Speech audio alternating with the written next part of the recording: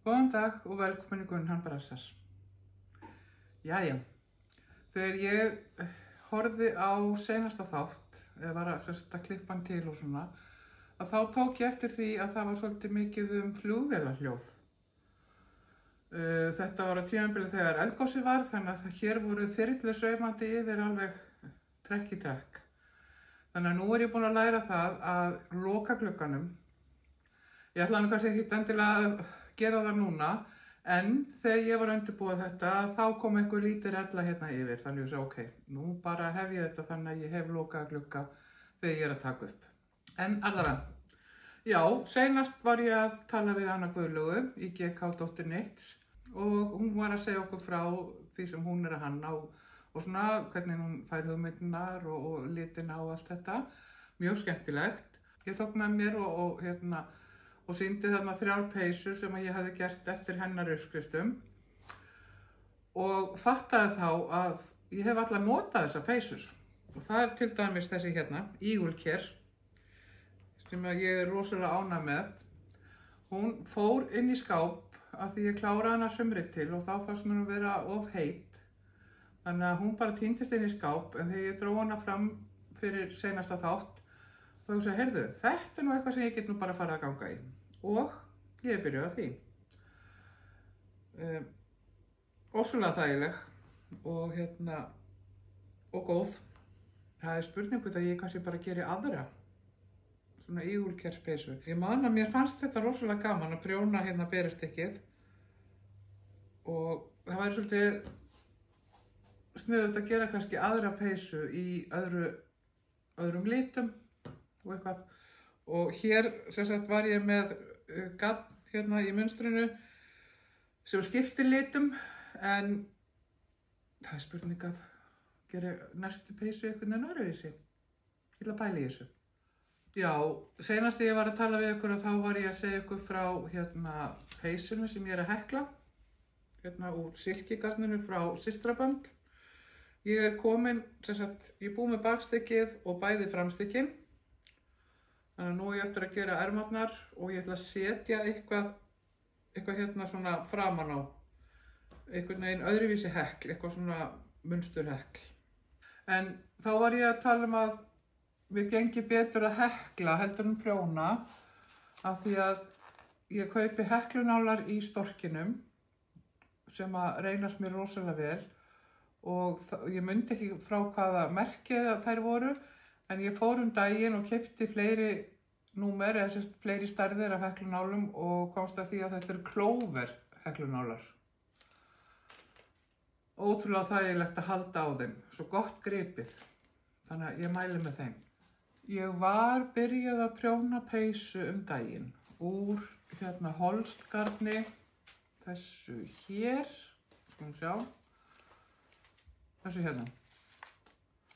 Og talaði að þá ætla ég að hafa sem sagt að því ég á nokkra liti, ég á sem sagt sem grunnlit þetta því ég held 2 þræðum saman og þá á ég nóg af þessu sem grunnlit og ætlaði þá að skipta liti í svona til að hafa þetta röndótt.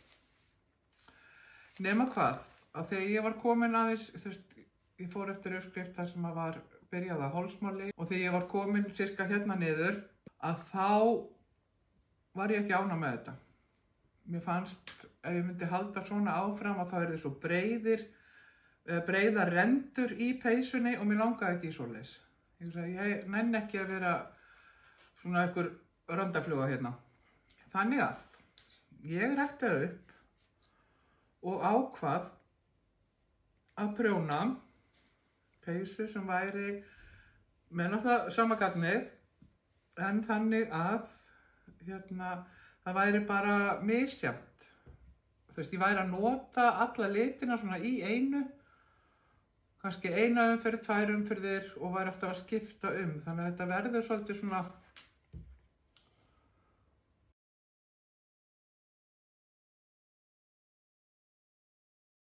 já, ekki eins stórar köflur náttúrulega.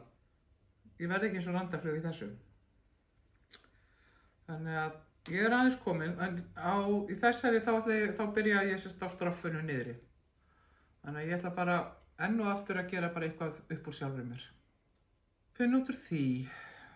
En allavega ég er sátt með að hafa hætt við hina. Hún var ekki að gera sig. Svo er núna spurningin, verður þetta nóg eða þarf ég að kaupa kannski eitthvað? Kemur í ljós. Ég er að vonast til að þetta verði nóg af gagni. Og þá er ég að tala þessa liti. Ég held það. Nú annars þá bara verð ég að kaupa meira. Það er ekkert öðruvísi. Svo að því að þetta eru svona 2 þræðir að þá verður þetta svolítið svona mislitt. Eða þú veist, þá er eins og dökkbláa þráðurinn að hann sést ekki alltaf. Stundum snýr þessi fram. Þannig að mér finnst bara að koma svolítið gott líf í þetta.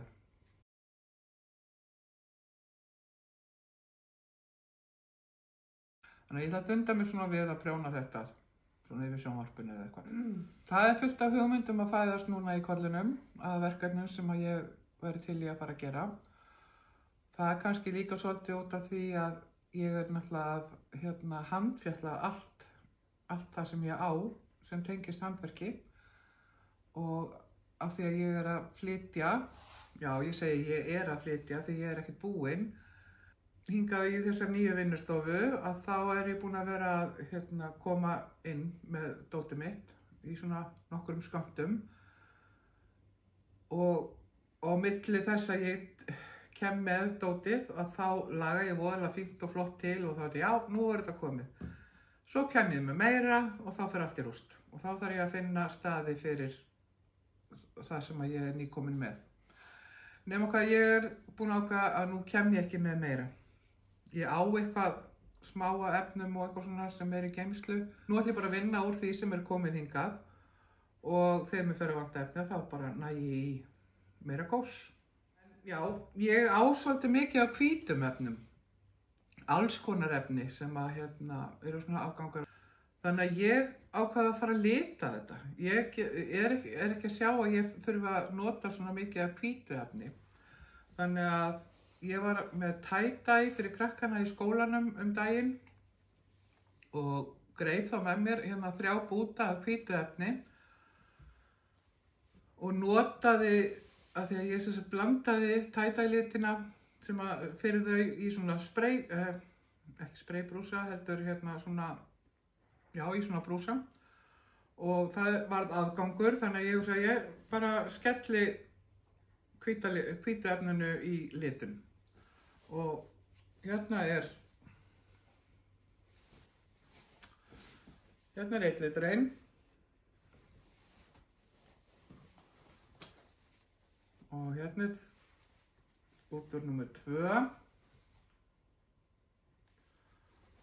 og bútur nummer 3. Ég er eiginlega ánægðist með hann. Mér finnst hann eiginlega koma skemmtilegast út.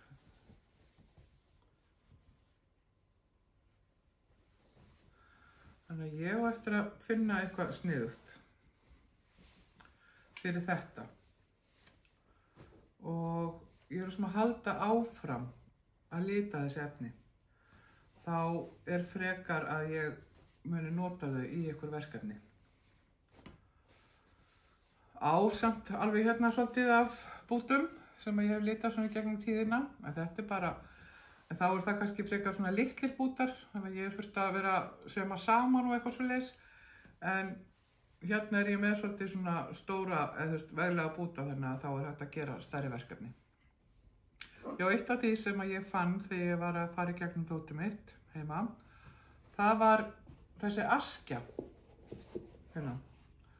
Þetta er fyrsta askjan sem ég bý til. Ég hef gert svo eftir þetta 1 eða 2 öskjur. Nema hvað ég gerði þetta þegar ég var í kennaraháskólanum, 1988 örugglega.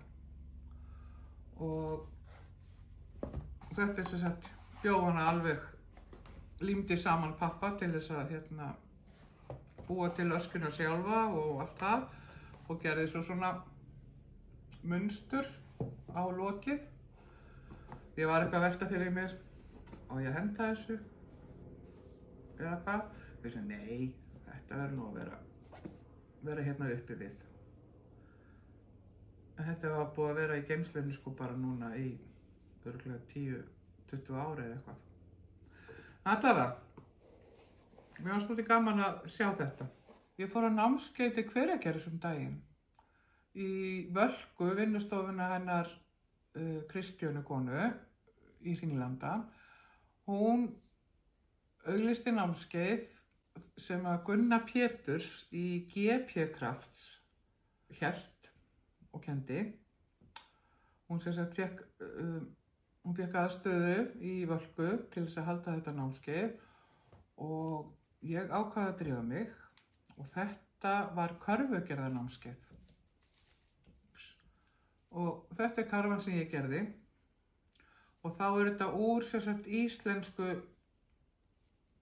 íslenskum efnivið. Það sem hérna ofið, það eru strá og hérna eru svona greinar. Þannig að þetta eitthvað sem að ég sé fram og ég geti nú kannski haldið áfram að gera, bara að tína til. Þetta var mjög skemmtilegt námskeið, ég mæli með því.